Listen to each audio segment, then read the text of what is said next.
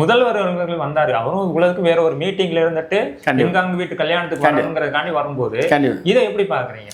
இது அவர் போய் அப்ரோச் பண்ணாரு.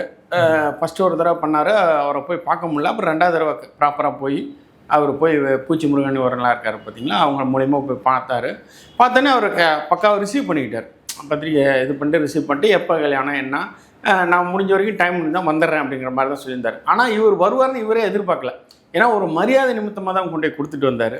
ஆனால் அவர் வந்தது தான் பெரிய விஷயம், வந்தது தான் அங்கே பெரிய ஹைலைட்டே அதுதான்.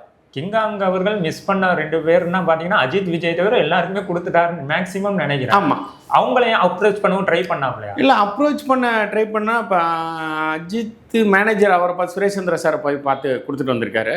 பட் அவங்களாம் லோக்கலில் இல்லை அந்த டயத்தில், அதனால் அவங்க போய் நேரில் போய் பார்க்க முடியல. விஜயும் அது மாதிரி தான் போய் பார்க்க முடியல, கொடுக்க முடியல. விஜய்க்கு அஜித்துக்கு பார்த்தீங்கன்னா அவங்க மேனேஜர்கிட்ட கொடுத்துட்டு வந்தார். விஜய்க்கு அவங்க அப்பாவை போய் பார்த்து கொடுத்துட்டு வந்தார்.